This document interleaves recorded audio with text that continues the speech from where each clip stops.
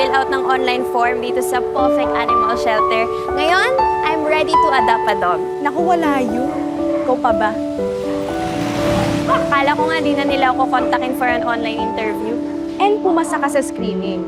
Sa tingin ko naman, hindi naman sila papayag na mag-adopt ka kung incapable kang mag-alaga ng pet. Tsaka, ibig sabihin nun, okay na okay ka talaga mag-adopt. Pero, alam mo, okay din eh. Maganda din na mag-alaga ka ng pet para makatulong sa heartache mo. Ano yung taga-absorb? Hindi ba ikaw yun? Ay naku, nalolobat din ako, kaya wag na ako, alam mo yan. Mag-adapt ka na rin. Eh, kakabili ko lang ng puppy, i-deliver daw tomorrow. Eh, hands full na ako. Okay kaya mga pets dito? Parang okay naman siguro. Basta, ang importante, vaccinated para healthy. Vaccinated na kaya yung puppy ko? Mahal pa naman yun. Halika na.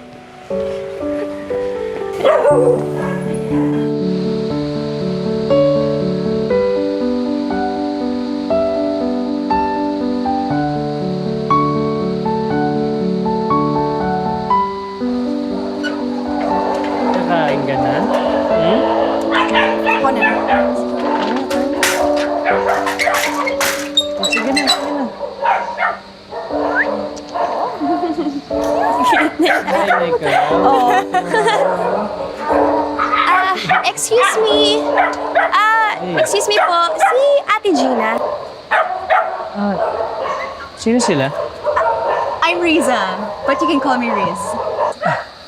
Hi, I'm Alex. Welcome po sa Perfect Animal Shelter. Ito nga pala yung kaibigan ko, si Mia. Siya si Alex, bago nating friend. Hello, Mia. Nice to meet you. Nice to meet you too. Bakit niyo pala hinahanap si Ate Gina? Nasa online meeting lang siya. Need kasi ng companion ni Mia. Pinapunta niya kami dito. So ikaw yung isa sa pumasa sa online interview na mag-a-adopt? Pumasa din ba siya sa'yo?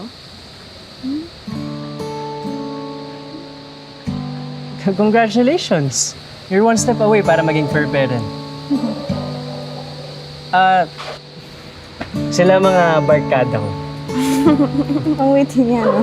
Anyway, habang hinihintay natin si Ate Gina, kapakita ko muna sa inyo yung mga dogs namin dito sa shelter. Sige.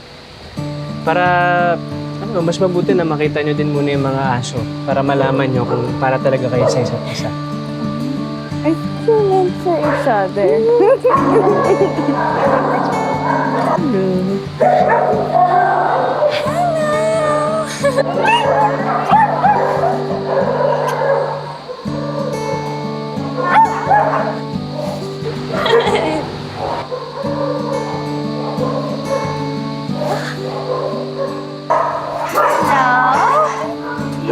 Cute naman niya.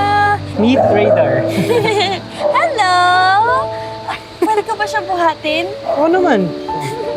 Julie! Hello! Ang cute mo naman! Ang cute-cute niya! Hello. Pwede ko na siyang iuwi? Oo naman. I think nasabi naman sa'yo ni Ate Gina na kailangan mo mag-fill out ng form for proper documentation. Oo, nabanggit na niya. Yeah, basic info lang naman yun. Tsaka meron palang adoption fee. May bayad sa nag-adopt? Pang-cover lang naman yun sa vaccination, sa neuter, spay, and sa treatment sa garapan. Okay. Sabi nga ni Ate Gina, dito daw malalaman kung financially capable mag-alaga ang isang mag-a-adopt. Tama ka dyan. Daming pinasis, ah. Babe, Ang cute-cute mo!